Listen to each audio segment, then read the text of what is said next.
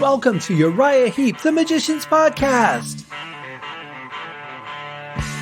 I'll be covering every studio song the band has recorded and every bonus track that I can find. Each week we'll go over a new song from the beginning to where they are currently, and as they keep adding albums, I'll keep adding shows. Let the deep dive party begin. In the magic garden, some were singing, some were dancing. Hello and welcome to another episode of Uriah Heep, the Magician's Podcast, and welcome to the beginning of season 22, covering the album Into the Wild. Today is Christmas Day. As I'm recording this, you guys will get this episode in like 2.5 weeks or so. So as of the time I'm recording this, for those who have been wondering, there is still no release date on the album. A title has not been chosen. So we will just continue to wait. Your best bet. It's funny. I see people, the little bit I interact on social media, I see people asking questions of all kinds of bands. They're asking on social media as if the fans are going to know before the band announces it. And sometimes that does happen. But your best bet is to go to uriah-heep.com, the website that Dave puts together, and check there. That is going to have the most updated news. So if the announcement hasn't been made by the time this episode airs, go to uriah-heep.com and save that in your favorites. You're going to want to visit it often. And while you're there, look around. Dave has made like a Disneyland of Uriah Heep. It's pretty incredible. Well worth checking out. So this is this album has been very interesting for me to put together for the show, because it was the last CD I was able to find. The bonus track became very confusing. I was not able to get the physical CD. I actually got it from iTunes, but it is not on iTunes anymore, at least not right now. When I went to double check something on it today, it is not there. It's very weird. It gets weirder because the deluxe CD version I found, and I found a lot of these, had a bonus video of the title track Nail on the Head, which we're getting into today, but it did not have the bonus track Hard Way to Learn. And I couldn't remember where I ended up finding that, because I don't think it was on the version that I got from iTunes, but maybe it was, because I can't find any other purchase that I made for that song. So I'm guessing it must have been. And then the controversy really seems to be whether this is actually even a bonus track or not, because the deluxe version did not have it. It had the video instead of Hard Way to Learn, but it seems like this was a normal album track. Now on the notes, it's listed as only available on the Japanese version, but I'm not really sure that's the case. So it's very confusing. I have no idea what's going on. At the end of the day, I've got all 12 songs to review, and that is really all that matters. For you collector guys, you probably know a little bit more about that than I do. That's great. But at the end of the day, we have 12 songs to review, 11 album tracks, and one may or may not be a bonus track. And we're going to get into each and every one of them, starting with Nail on the Head, which we're going to cover today. But first, let's take a look at this amazing album cover. I really love this one. Very much like Sea of Light. You're just kind of looking out over the water. You've got it. This one doesn't really seem to be as much of a fantasy setting, though. I mean, this place could really exist. You've got, some greenery on the other side of the water. You've got stones sticking up on this side of the water, tall sort of mesas, I guess, in the back, and a little bit of rock and mountain. Very cool. I really think that this place could exist in real time. That is in the big circle that is in the center. Absolutely gorgeous. I love that sunset or sunrise. I don't know which one it is. It feels like a sunset to me for some reason. It has that feeling of going into the nighttime. That may or may not have been the intent, but in any case, that's what I'm getting out of it. And then you have this really interesting woven figure that looks kind of like, well, I'm not really sure what it is. It's just sort of a design, I guess. And it's in brown with some darker markings on it. And then you've got Uriah Heep on the top in blue in a really cool font. I love this font. And then in just standard block lettering, you've got Into the Wild underneath of that. The top of the background is sort of brown, like a light brown fading into black. The design is in a slightly darker brown, the woven part. And then, of course, in the center, you've got the picture. It's very, very cool. I really like it. I think it's an absolutely beautiful shot.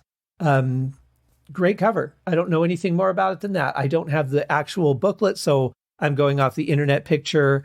Like I said, this was the only physical CD I was not able to get. I mean, I could have gotten the one with the video, but that wasn't going to solve my problem because I still needed that 12th track.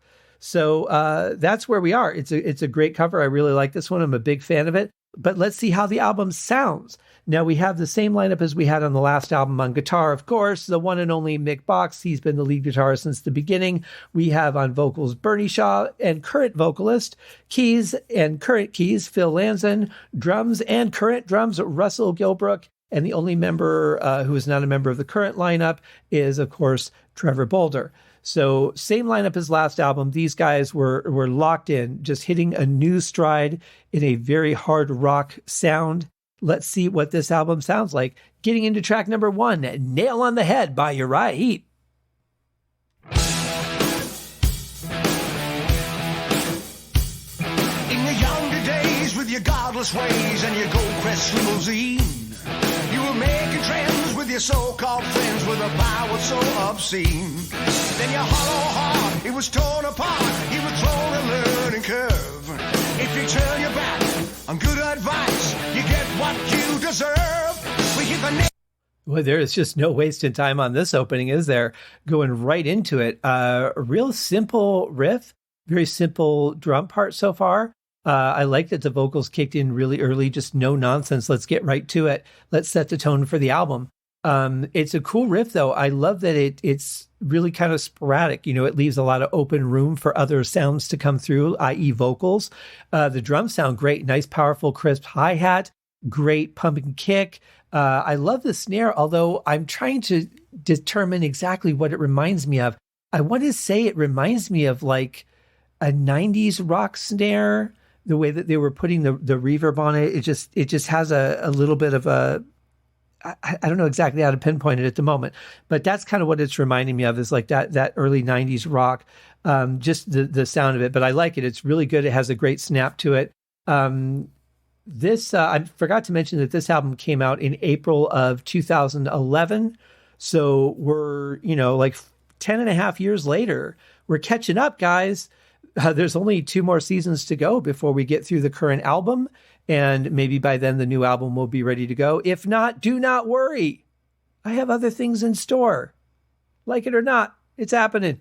So, this is cool. The guitar sounds great. I love it. It sounds really thick and full. I'm pretty sure I'm hearing 2 tracks, one in the left, one in the right. I don't know if they were the same track that were split or if they were recorded twice, but they're very tight if that's the case. But would not surprise me because Mick is very precise when it comes to this kind of playing. So, let's hear it. nail right on the head. We hit the nail right on the head. Over and over again. We hit the nail right on the head. We hit the nail right on the head.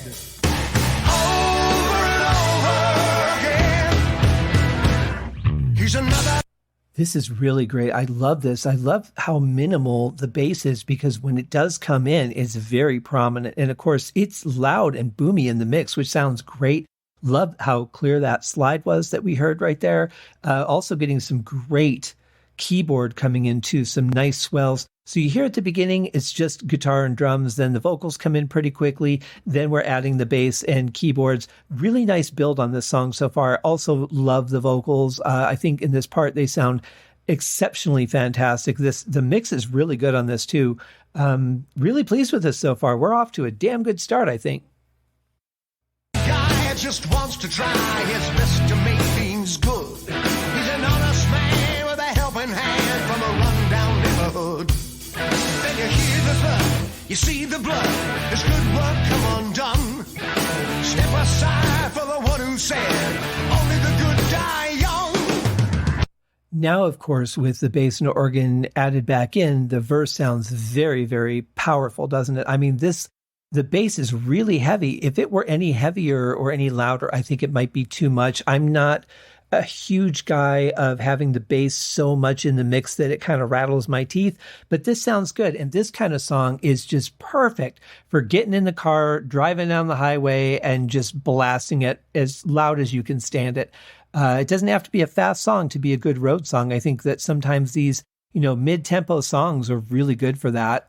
Bass is really, really good in this song. I love the restraint. I'm sure that there could have easily been temptation to play a lot of different things, but hanging back and just letting the notes that you do play be very pronounced can be very, very powerful.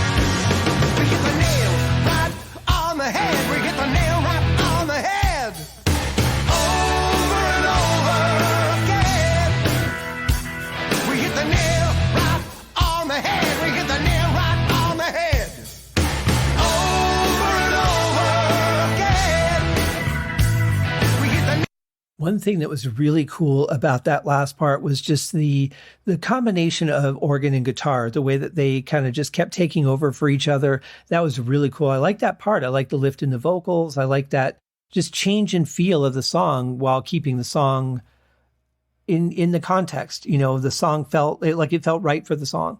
Really like that. I'm not sure exactly what I'm hearing in this chorus here. There's a double hit on the drums, and I'm going to say that's an effect symbol that I'm hearing with that. I can't think of what else it might be. And I know Russell's got a couple. So I'm going to say that's probably an effect symbol, but it sounds really good. It almost sounds like, hey, hey, but it's not. I listened to it really close. It's not a person's voice. It sounds more like an effect symbol. So I'm going to go with that. But it's cool. I like the change. I like the feel, the difference in the drum beat between the verse and the chorus. This song has got some really good motion to it. We hit the nail right on the head. Over and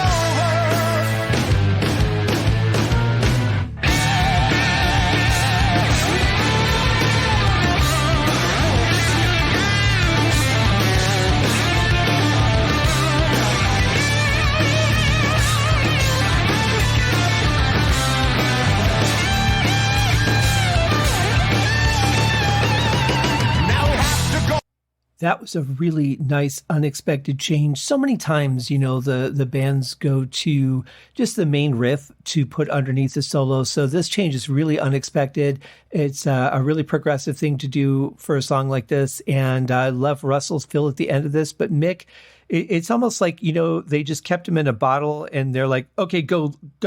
And he just unleashed. It's a great solo, really energetic and passionate. Really dig it. Road on a path that ain't so smooth. Many ups and downs, many tears and frowns, and the sweetheart look for truth. All the lies between what she believes, gonna have to take the fall. No fear that she will ever look back, 'cause true love conquers all. I hope you don't misunderstand me now, 'cause I don't wanna let you down. Just look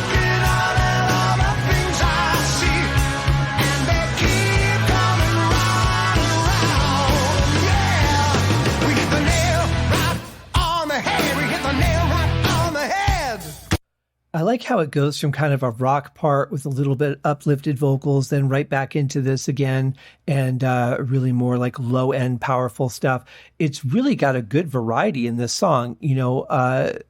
Lots of parts that you wouldn't necessarily expect. And it's nice and refreshing. It's a great way to start an album. I think this is a great continuation, really, from Wake the Sleeper. The band is very cohesive. I think just listening to this first song compared to the last album, it's kind of like they just recorded these songs a couple weeks later.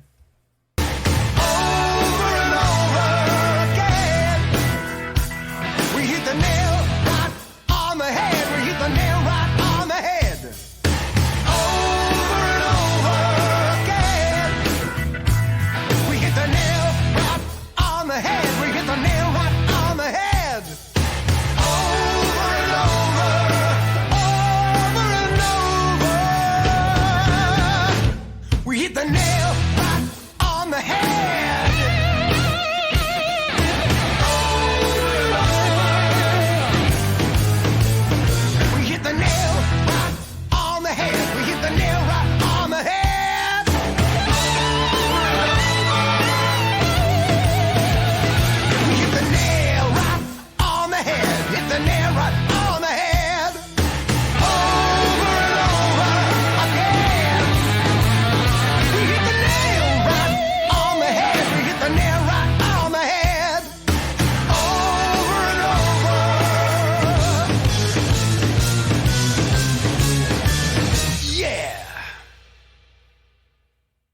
Well, interesting ending. You don't get endings like that from Heep very often, but really cool. Nice surprise. Love the powerful last couple of choruses there. Really, really strong. Love the fill-ins from Mick. The organ just sounds huge in this song, really following the vocal line during some of those parts too, but a really, really well put together song. A very interesting sound, really bass heavy song. But used to taste. I think, the bass is not filling up the entire song. There's no eighth note runs or quarter notes, couple of slides in there. Really cool. Very good first song for this album. So that will do it, guys. Happy Friday to you. I hope you have a fantastic weekend. Whatever you are up to, have a good one. Take care, guys. We'll see you on the next show next week. Cheers. Thank you for joining me on this episode of Uriah Heep, the Magicians Podcast. If you have enjoyed this show, please consider going over to Apple Podcasts or your favorite podcast outlet, leaving a rating or a review. Be sure to subscribe to make sure that you are notified when new episodes are available. Please be sure to share this podcast with your fellow Uriah Heep enthusiasts and anyone who you think would like Uriah Heep, which should be everyone. And if you are so inclined, please feel free to contribute to the Patreon account. And if you are not a Patreon subscriber, you can also pay through the PayPal link on the website listed in the show links below.